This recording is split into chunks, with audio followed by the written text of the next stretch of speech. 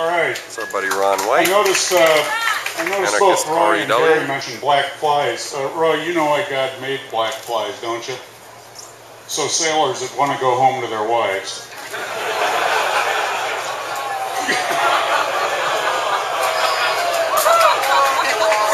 Okay. If I could get our audio-visual person to put up the ORR ratings course content slide, please.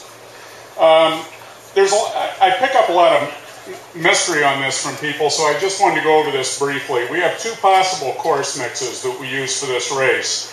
And by the way, I am going to announce that before I'm done. We're not going to wait till morning. But there's two courses, offshore all-purpose and offshore downwind. And if you look up here, it gives you the wind mix content in each of those. All-purpose is a race around an island. So 16.25% optimum beat, 22.5 52-degree reach, 22.5 90-degree reach, 22.5 135 reach, and 16.25 optimum run. So there's still a lot of off-wind content in this, and there's a lot of fetch in this, which I think you'd probably agree is what we see oftentimes in a Mac race. And then down below that, you can see what it is for offshore downwind. Well, since we don't have a course mix called offshore mostly crapshoot,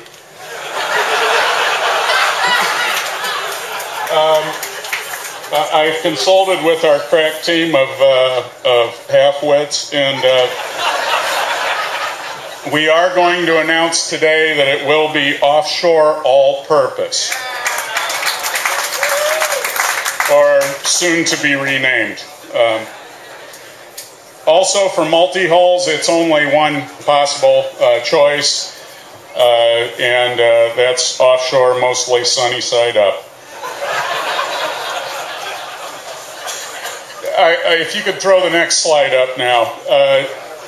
Whether you're multi-hull or monohull, we're using time-on-time scoring. And this is something that seems to continue to mystify folks.